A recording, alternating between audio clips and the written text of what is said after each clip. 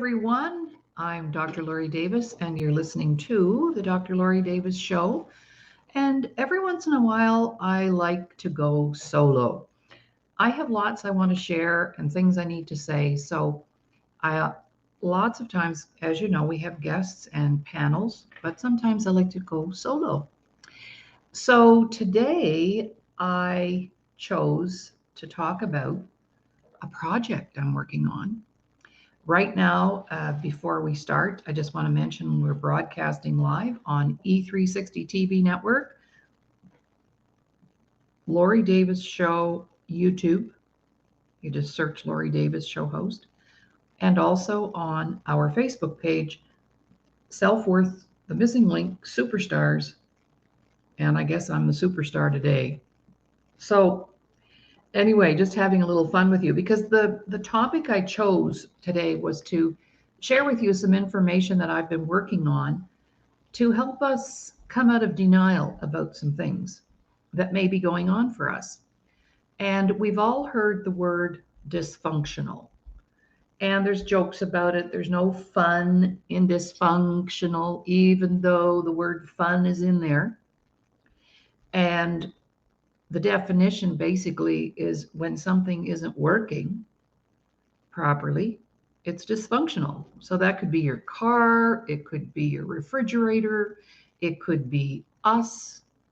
And so I'm going to talk about us. And I didn't realize until in May when we were surrounded by the wildfires and we were evacuated. And I ended camping with very good friends of mine. They're like my kids, really, Kathy and Arlen. And they invited us to stay with them in their camper during this evacuation because we didn't have any idea. We had 10 minutes to get out of the house, grab what we could. Of course, I grabbed my dog and a bag of dog food. And we ended up in a an acreage really, and there was more than one family there. So anyway, she and I were sitting in the camper, and I was thinking about when a crisis occurs, like a flood, a fire, a tragedy, how do we respond? How do we react? And a lot of times it can be very dysfunctional.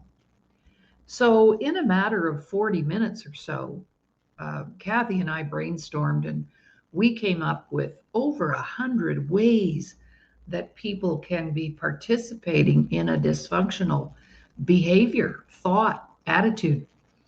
So we came up with the list, and this past couple of weeks ago, a very good friend of mine, Sylvia Somerville, some of you've met her already. She is an established author and coach, writing coach. And so she's been here for 3 weeks. She's gone home now, but she'll be back because we're doing more writers' retreats. And so she asked us, I attended as a participant. Now, here's what I found out. I thought in my mind, I was a very articulate writer. And I thought, wow.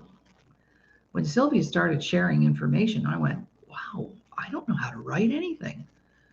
It made me want to go back and all the stuff I have written, rewrite it, because what I was coming out with was not that great. And then my colleague, who was taking the training as well, discovered that she is, in fact, a gifted writer. So lots got revealed. But in the meantime, I'm an open book. I'm willing to learn. And so Sylvia asked us, what book do you want to work on? Because I have a few on the go. And I said, well, I would like to work on a book called 100 Shades of Dysfunction. Now, I have a series of 100 workshops already in place, but this one was more of a book idea. So it's 100 Shades of Dysfunction. And we have over 100 already on our list and more coming. So that's what I started to work on. So today I would like to share sort of the longer version of at least 5 of the dysfunctional behaviors that we've either participated in ourselves, or we've been the victim of that behavior from someone else. And it's pretty scary. And I know that I can't change anything until I'm aware of it. If I don't know what's going on or I'm not sure, how can I change it? Even though sometimes what I'm doing or thinking or believing or feeling is hurting me and not supporting me. So, if you're ready to hear more about that, we've all experienced dysfunction. And as I put in my promo today, it's almost like a family recipe. Every family has some dysfunction in it. And I know that to be true because of the work I've done. And it's nobody's fault. It's not about pointing fingers like it's mom's fault or it's dad's fault or it's my fault. It's just situations. And I tell my clients, I'm perfect. I came here perfectly. There was nothing wrong with me when I landed here, but it's my situations that haven't always been perfect. And then, as I've said before, children are like sponges. We just take everything in, we take it on, we feel responsible. I don't know how many children I've worked with or teenagers who thought it was their fault because their parents needed to separate or get a divorce. And that's so common. And so, as children, also too, we believe people in positions of authority. So when mom says something or dad says something or the pastor says something or a police officer or a teacher, we automatically think they're speaking the truth. And that's not the way it is, as we know and recognize once we get older, right? The book will also allow you to evaluate how much of your life is, in fact, dysfunctional. With regards to yourself, there's a little evaluation tool, and there will also be some journaling opportunities in the book for us to answer questions. So, with that, I will get started. And some of the what I wanted to do was take each behavior that we came up with in a word and turn that into a story, a one-page story to describe that dysfunction. So I thought, yeah, this is a good plan. And I was blessed to have my good friend Sylvia here with me and showing me how I could say it even better. I wrote and she edited, and together we came up with the first 5 chapters of the book in a matter of a day. It was so great to have her, and I'm so blessed. So the first dysfunctional behavior I want to talk about is betrayal. So betrayal. We've all been done in by somebody, and we've probably done in some other people. Because when we're on the receiving end of something like betrayal, we in fact become that ourselves. So, for example, an abuser often has been abused, not often, definitely, for sure. So, being abusive, all the different abuses, those are all dysfunctional behaviors based on things that may have happened to me. And then we learn how to be that. So I'm just sharing a little story here about a couple. And they've been friends since childhood. Ken and Lana, we'll call them. And I change people's names, not just to protect the innocent, but also to protect the guilty. So it's based. This story is based on a true event with name change. Ken was someone who had been in Lana's life all of her life. They were children together. They played together. And so this was a person whose family she knew very well. And so they later on in early adult life decided to get married. And they had what you would call that from the outside looking in, it looked great. Nice home, couple of cars, vacations every year, good jobs. And so nobody ever knew that behind those doors was something more serious brewing, big time. They had enjoyed amazing times together that included travel, uh, some beautiful homes. They renovated, bought and sold, made money. And no one would have ever imagined that this couple might have had big problems because there was no alcohol involved, no drugs. You can make a lot of assumptions about people just based on what we think is going on or not going on. So, this one particular hot sunny day, Lana drove up the big circular driveway in front of the perfectly manicured lawns and gardens. And Ken was sitting on the front step with his head clasped in his hands. He was crying like a baby. And Lana had never seen this before at all. And so she quickly jumped out of the vehicle and ran over to Ken, as this was totally out of character for him. Lana assumed someone must have passed away. Someone in the family must have passed away. Nobody would be crying like that unless that something happened. So as she reaches out to comfort him, I'm kind of referring to my notes here. He lifted his head, and on his neck were 4 rope burn marks where he had decided that day to kill himself while she was out. He tried to take his life. She could not believe what her eyes were showing her. She helped him up from the steps and assisted him into the house, and they together called their family doctor, who agreed that they should meet. I should take him. Lana should take him. I should take him. You know who I'm talking about now? To emergency. And so that's what happened. But this would be the beginning of the end of the relationship, because Ken had had multiple affairs, had molested little children, had another life, the lies, the deception, pretending to be one place when really somewhere else. And it all finally caught up with Ken. And Ken tried to take himself out. And it wasn't really that part of it that disturbed Lana the most. It was the betrayal of this person that she thought she knew and had known for 25 years. Betrayal is like somebody takes a knife, they're smiling in your face, and they're shoving the knife in your back. Have any of you ever been betrayed? And that's just one of many stories of betrayal.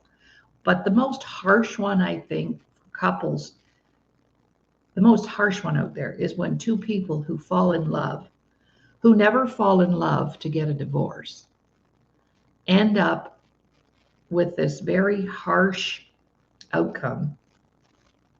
And then the domino effect of all of that is overwhelming. So betrayal is a big one. And it's totally dysfunctional. To be lying and cheating and telling other people stories, and wow. So do you have a betrayal story? I bet you do. I bet you do. So, just saying. It sucks. It sucks. Because when someone, especially when it's people that you love and care about, knifing you in the back, that sucks. And that's very dysfunctional. Bad enough that a stranger doing business with you, or somebody you don't know very well, or you get scammed, that's bad enough. But when it's someone close, it's even more dysfunctional. All right. Number 2, racism. You know, racism, how dysfunctional that is, how much sadness and destructive it is. So this is a story about 2 men that I knew. And we've changed names and places to protect the innocent and the guilty. But these 2 close friends, Al and Mark, had decided to book a weekend away on Tourist Island. And Tourist Island was about a 5-hour drive from the city where they lived. And it's a place that attracts many, many tourists and many people. Now, Al, beautiful black man, 6'9", successful professional basketball player. And with him was his friend, Max. And Max was 5'6", blonde hair, blue eyes, white skin, but they were like this. And so they decided to take some time off and go have a little bit of a holiday. And they decided, what are we going to do for the first evening? Well, there were lots of nice little pubs and restaurants. And so they made a reservation for dinner and they changed their clothes, got freshened up, and were going out for the evening. So they stopped by one pub, had one beer, because there are many pubs. And so, we call it pub crawling, and you can go to various ones. But they had a reservation for their dinner. And so as they stepped out onto the sidewalk from the pub, the restaurant was just a couple of blocks down, but they could see a police cruiser across the street and kind of got the feeling that they were being watched, although had no reason to be watched. And so they went into the restaurant and had their beautiful dinner. And they did notice that cruiser constantly driving up and down the street very slowly. And when they came out, that cruiser was parked in front of the restaurant door and pulled them aside, and basically handcuffed them, struggled with them, because they wanted to know what the problem was. Did they break a law? Were they being charged with something? What's up? What's going on? And one officer whispered into Al's ear, the 6'9" professional basketball player, if you don't leave, you have 30 minutes to leave the island or you'll be detained. And then they looked at Max and said, you can stay if you like. So racism, there was no apparent reason for that behavior or that altercation. So the two men crawled into their car and left the island immediately. Now, what's really interesting about this is on Tourist Island, there are many cultures. There's a university there, so they welcome students from all over the world. They welcome tourists from all over the world. So this had to be personal. This was a personal, racist behavior using the uniform, the power base, and racism prevails in our world. We know that. And it's not just about skin color. That's a skin color story. But there are many forms of racism. I was told in grade 9, when I told my guidance counselor I wanted to be an archaeologist, we're talking 1962, she looks at me and says, I don't think so. First of all, your marks aren't good enough. And secondly, girls can't be archaeologists. And I thought, that's racist. Right? So any bias that we hold or a negative belief system that we hold, maybe it's against the rich. We can be racist towards rich people, towards poor people. It's called judging and prejudging. And so racism is extremely, extremely dysfunctional. Just saying. And it causes so much hurt in the world, so much pain in families, family members that don't speak to each other. I've had that experience. It's disheartening because these are the people that you care about. And so, yeah, racism comes in many, many, many packages. So the next time you want to judge somebody because they're too fat or they're too thin or they're too this or they're too that, that's called racism, and that's a dysfunctional behavior. And we have a lot of it going on. It took me a long time. I've always been interested in helping those less fortunate than myself. As a matter of fact, my dad one time said I would take people home for a meal, and it was always the kid maybe whose parents weren't going to be home for supper, or I thought they didn't have enough of something. So, and I remember my dad very clearly saying to my mom one night at the supper table, where does she find these people? So I've always had that attraction. And I worked many years in marginalized communities during my teaching career. These were communities that I felt I could help. And I found out later, though, it was more about me, and we can go into that another day. But um, racism prevails, and we need to stop it. And children learn that. And I have a story to back that up as well. I have two grandchildren via my husband's daughter, and I was their Grammy for many years while they were growing up. And when they first came to my home by themselves for the weekend, I have this painting, and on that painting there is a black child, an indigenous child, and a white child. And the white child's wearing a yellow t-shirt, the indigenous child's in the middle in the regalia, in her traditional regalia, and the black girl is got a yellow t-shirt on. I think it's white, blue, and yellow. So, and of course, obvious skin tones are different. And it's a nice big painting. It was commissioned and given to us as a gift because we were working in all three of those communities. And so my grandson, I said to him, so what do you think of Grammy's painting right now? Isn't it great? He said, yes, it's beautiful. He was about 7. I said, so do you see anything different about the kids in the painting? And he said, yes, they're all wearing different colored t-shirts, Grammy. Okay.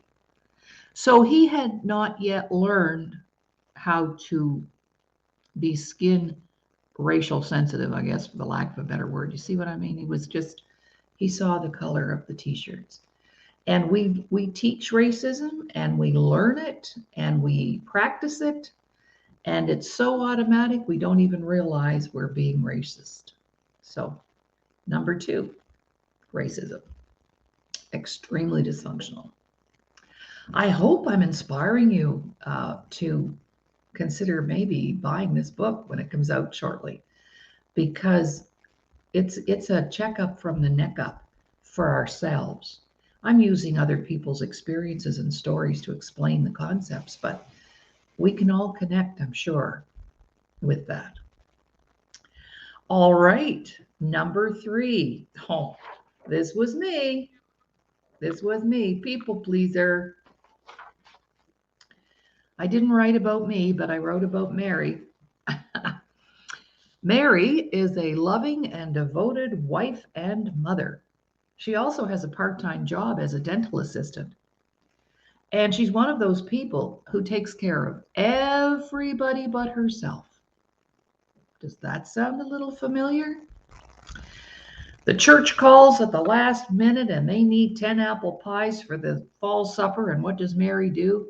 Drops everything and says, I'll make it happen, and runs around town like a crazy person, buying up as many apple pies as she can get. She also, her husband, Tom, this is another thing that happens. Her husband, Tom, comes home from work, and without any notice, he brings 4 extra people home for dinner without even letting her know, and she makes it all happen. Gosh, I think I'm talking about myself. She makes it all happen. And then this is the type of person who, let's say in a moment's notice, little Johnny announces that they're having a party at school and we need cupcakes, Mom. And she's up until midnight making cupcakes for the school party the next day. Maybe a friend calls and needs help with her kids while she's at the doctor's appointment. And Mary will always say, no problem. And at work, she's well accustomed to staying later to complete a last-minute request from her boss. This happens so often. And even in her marriage, when asked to be intimate or engage in sex with her husband, she can never say no, even if she's really tired and exhausted. Friends are coming for dinner, and I joke about this with another friend of mine. Friends are coming for dinner, and it takes her 3 weeks to get ready because everything has to be perfect. Cleaning the house, finding new recipes, and making things perfect become an obsession. In Mary's world, self care isn't even in her vocabulary. She is unable to say no to others. She has no boundaries, and so when she's asked to help wherever and whenever, she says yes. The side effects of being a people pleaser is rooted in a deep need for approval and attempts to make others happy and to keep the peace at all costs is about what her day looks like. Do you know anybody like that? I sure do. I'm so glad I gave up being general manager of the universe. When I was able to do that, whew, it left so much room for me to do other things and be productive and be creative. But you see, Mary needs to learn how to say no, and she needs to learn how to take care of herself. Because if we don't fill our own cup, how can we help other people fill theirs? Are you a Mary? Maybe in a man's body? Because men can be this way too. It's not restricted to women. I know men who are led around and can't say no. And the little princess, trophy wife, wants this and wants that. There was that racist. I called somebody a trophy wife. I was just trying to be descriptive. But you know how women marry men just so they'll take care of them and all that. Whew, can't say no. That's very dysfunctional. That's extremely dysfunctional.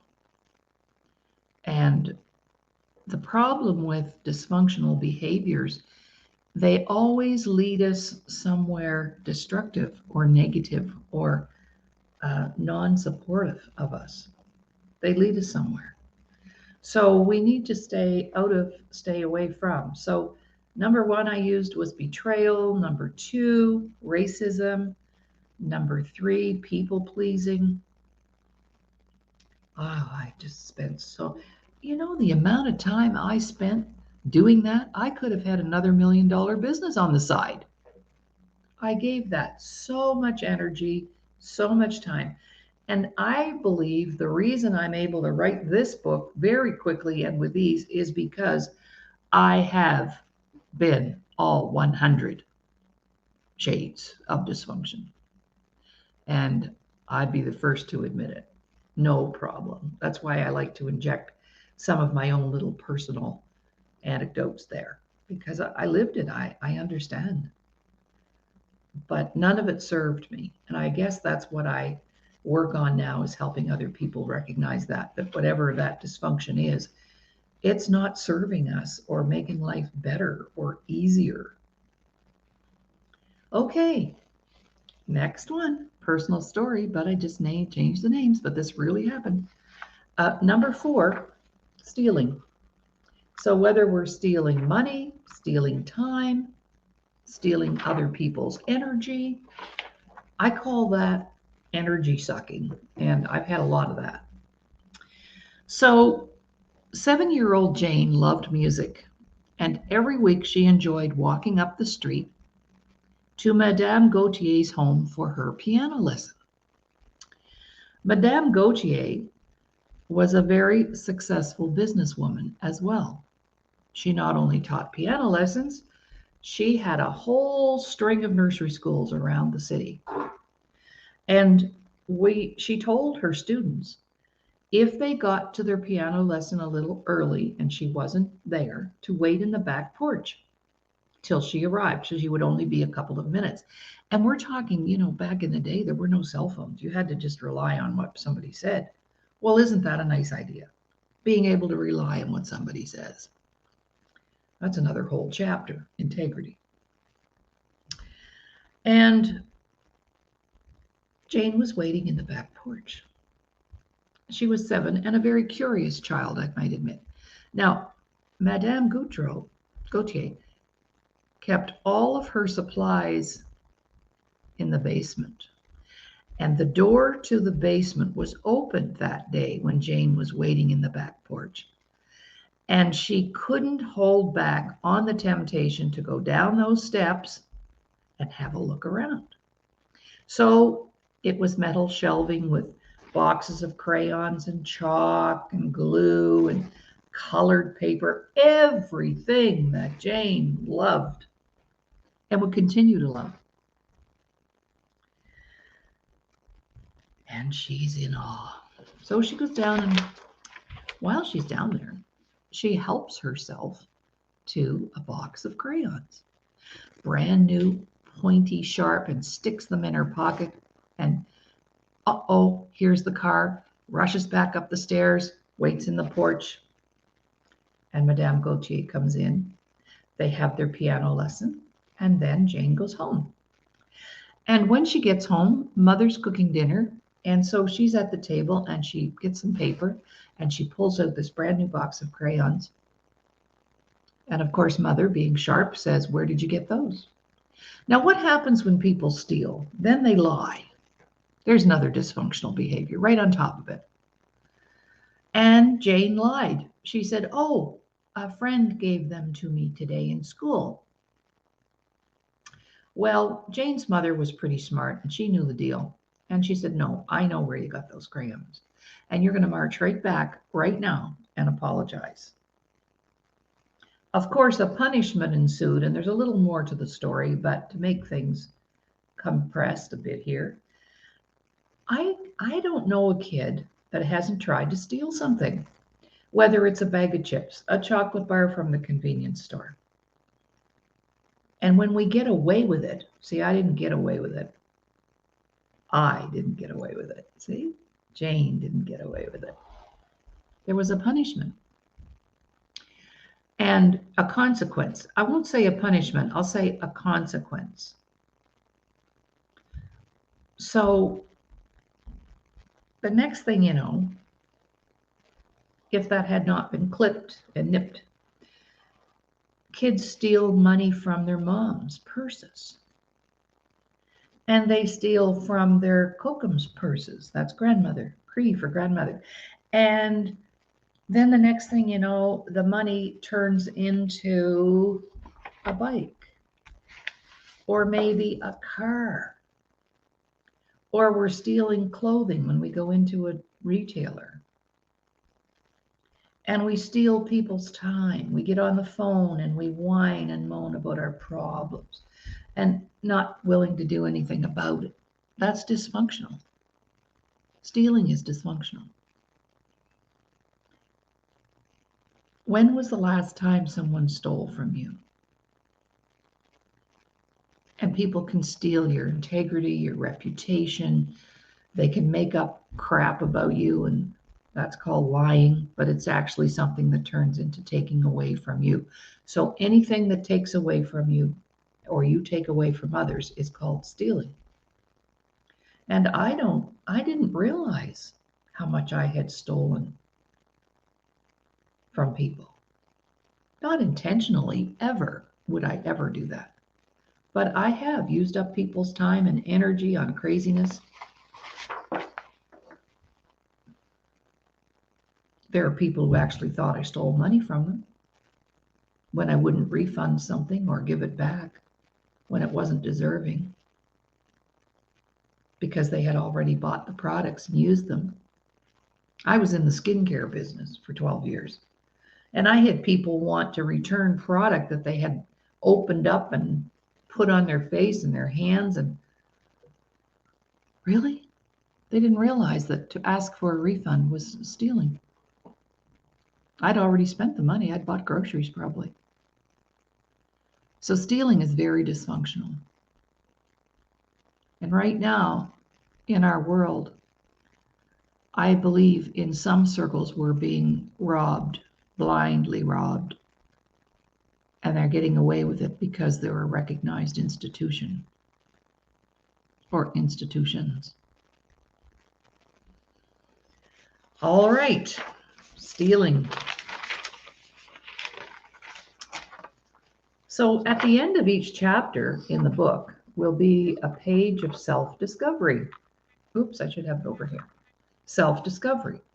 So you get to answer a couple of questions that reflect on you. So here's the self-discovery for the betrayal chapter, which I should have included.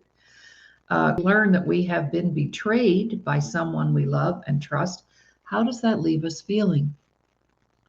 Well, the same question could be asked for every dysfunctional behavior. How do we feel when we find out that somebody has lied to us? How do we feel when we find out somebody has stolen from us? How do we feel when we've been confronted with a racial comment or slur? This does not build people up. This is what tears people down. We're in the business of helping people to become empowered, to accomplish more, to think more of themselves. But when you're being bombarded every single day, even with, and I love the media, but the media, an advertisement there used to be an advertisement to buy a certain shampoo, because if you didn't, the dandruff on your shoulder could prevent you from having a date or falling in love. Really? Misinformation, misleading information. And that brings me to my next topic, which is lying. Lying. Some people call it white lies. Some people, those little white lies, they won't hurt you. And we lie to people even about how we're feeling or how life is. So someone asks you, so how are things? And you go, oh, I was really good at this. Oh, they're great. They're magnificent. I'm wonderful. And in the back, inside, my insides are being ripped out. My life is in the ditch. My marriage is on the way out the door, but everything's just great. And people hide behind that smile. And that kind of lying, what it really does, it prevents people from being able to step up to support us. Is if somebody shares a story with me that they're not doing great, I go, what can I do to support you? So we lie about how life is, how we're feeling, and we get lied to. I was at the bank the other day, and a gentleman came in while I was there, and he wanted not, several $1,000s, let's say. He wasn't asking for $1 million, and the banker, the teller, told him that he couldn't have it because they didn't have that much cash in the bank. I felt sorry for him. He didn't react very well, which is his stuff, but at the same time, this is a bank we're in, and they don't have several $1,000s in cash they can spare. I knew that was a lie. I didn't believe that. But he didn't handle it well, so he didn't get what he wanted. But lying. So we have a little story around this because this actually happened to Sylvia and I when we were writing the other day. And Sylvia wrote a piece on lying. So I'd like to read it. I didn't write this. Sylvia wrote it. But my friend, Sylvia Somerville, I should put her name up here. But it happened to both of us at the same time. So this is what Sylvia wrote. And I love to read it to you. Christy coughed and wiped her watery eyes. What is going on, she thought. She stopped her work and looked around the room. She could smell smoke. She saw no smoke, but the odor of smoke and the hot fabric filled the room. She heard the tenants above her talking about the dryer overheating. Oh my goodness, she thought, there could have been a fire. Christy went upstairs and knocked on the tenants' front door. She told them about the smell of smoke and asked if everything was okay. They lied to her. The man upstairs said there was no smoke. But a woman in another room came out and said, "Oh, yes, about 40 minutes ago, I burned some toast." And that's why it was smoky. The tenants lied to her. With a relaxed tone and no expression, they lied. What is happening to this world? Christy was taken aback, and it seems the honesty, integrity, and respect no longer are important. Many people seem to have lost the ability to be respectful and honorable. Most importantly, many do not know the meaning of the truth. They do not understand how disrespectful it is to lie. Lies hurt deeply, and too often one lie leads to another to cover up the last one. Isn't that the truth? And the person does not know the difference between the truth and the lies, fact versus fiction. And when you say, "Oh, everything's great," and that person you said it to down the road finds out that you lied to them, that things weren't great at all, then that respect for you fades and fades and fades. And I have told lies, and I have been lied to big time. So I had to remove myself and recognize that this was a behavior that I had to cover things up, because I didn't want people to know that I was hurting or that I was scared or that I was afraid. And I'm wondering, after a while, you get so used to telling your lies, you don't even know when you're telling the truth. And I had to get really, really do some very hard work on that, because I didn't see it as harmful or disrespectful. I always saw it as a way to protect myself. And in some ways it did, but that was short-lived. And then the ugliness would rear its ugly head later on. And so I had to really make a decision. No more fabrications, no more exaggerations, no more lies. And so now I just tell it like it is. And that hurts people when you say to them, "Excuse me, but."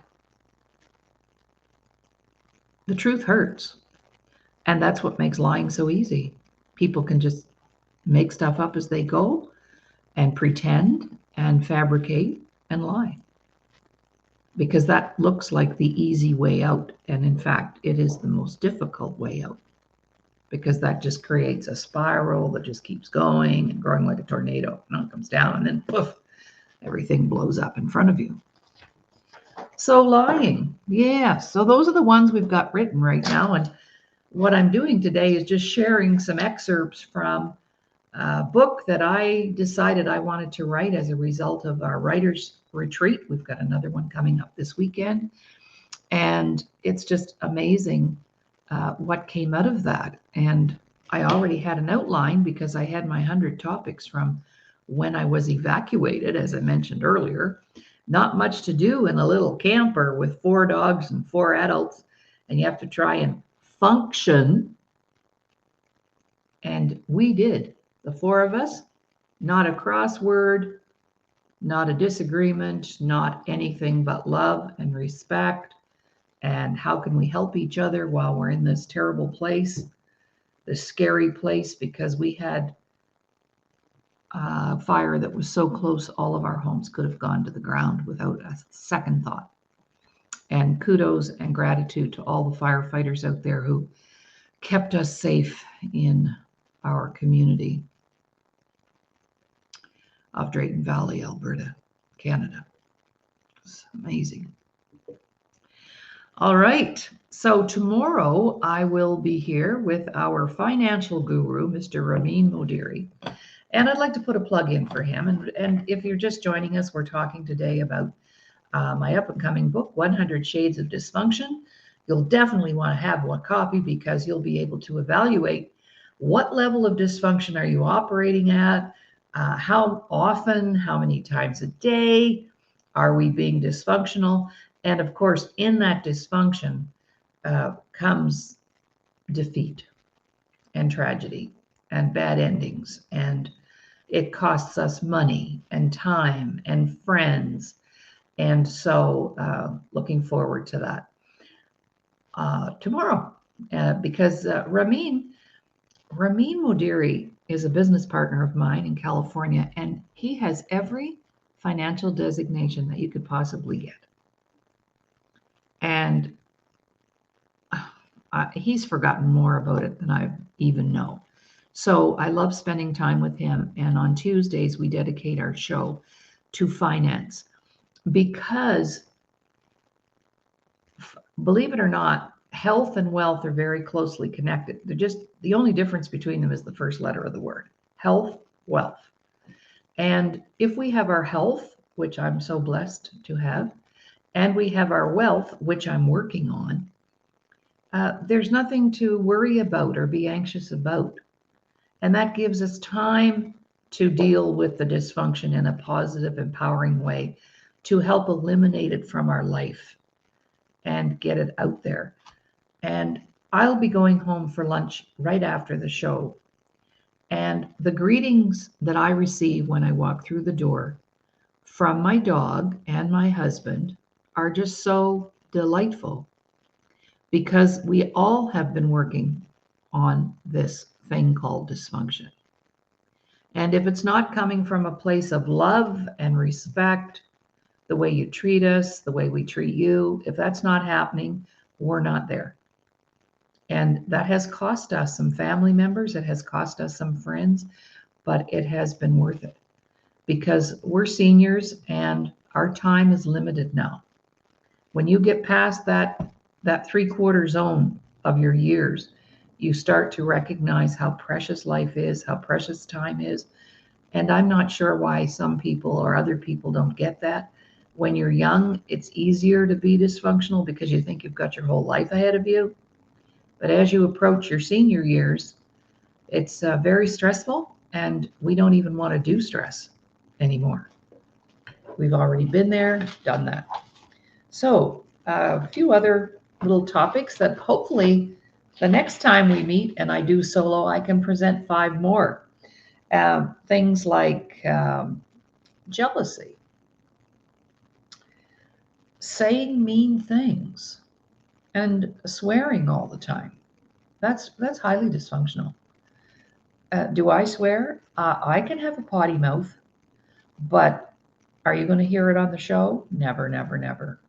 F-bombs? No, not happening. So saying mean things and being verbally abusive, that is dysfunctional. And that happened the other day in front of my eyes at the bank when that customer didn't get what they wanted and he became quite belligerent, and then the staff had to step in and they all said mean things. And it was ugly to stand there and watch that. Backstabbing. Well, we've already talked about that, but there's another way of presenting that I want to present. Being taken advantage of, people not respecting your time and not appreciating what it is you do or how much you put into what you do. Using other people to get ahead, stepping on people to get ahead, that's dysfunctional. That doesn't help anyone. Being unkind to myself and other people, being mean, being unkind, not supporting others when we have the opportunity to do so. Poor communication skills, there's a big one. I could do a whole show just on communication, the way that people communicate, and then they wonder why they're not getting what they need, they're not getting what they want, they're not getting the outcomes or results because they don't know how to communicate properly. And I did an interview last week with Jeannie Rapstad. If you didn't see the show, I believe it was last Monday, just a week ago, I did a show with Jeannie Rapstad, and she's a communication professor, basically, is what I call her. And it's amazing the conversation that she and I had, both being you know, established communicators. And that didn't come overnight. We had to learn that the hard way. Not trusting. There's another one. That's big. And we all have good reasons not to trust. And we can justify it and rationalize it. For example, after my first 2 marriages failed, I said, I am never getting married again. That was dysfunctional. Because if I had kept that mantra going, I wouldn't have had the last beautiful 32 years with my husband, Ron. If I had continued in that dysfunctional spiral of I'm never getting married again. And rightfully so, I had right to say that. And I have a good friend right now in California getting married on November 19th. She's getting married. She's 81. Yay! There's still hope, right? There's still hope at 81 to have some good years with somebody that you really care about. I think that is so remarkable. And she's been single for 40 years. And I think that's a big step. Low self-worth, we talk about that all the time because that's our gig. That's our shtick. Did you know that I was called a soul mechanic? I love it. A soul, S-O-U-L, a soul mechanic. Because I specialize in the repair and restoration of one's self-worth. I think I could do something with that. I could do something with that. Thank you, Curtis, for that. A soul mechanic. How cool is that? I think I'll get a business card with that on it. I think that'd be good. Being revengeful. What people say sometimes is, I don't get mad, I get even. And they spend their whole life being angry. There's another one. Oh, I've got so many stories to tell and so many stories to write. I have 100 of them. 100 Shades of Dysfunction. And we have a series of 100 Shades, which is 100 workshops. We have 100 Shades of Entrepreneurship, 100 Shades of Prosperity, which we're starting on Tuesday evening with our clients. That's Ramin and I becoming your own best financial advisor. That's what it's all about. 100 Shades of Leadership. It just goes on and on and on and on. All right. Well, I would like to thank you for being here. We had some live watchers and viewers today. Thank you. Hope we touched on some things that you can connect with.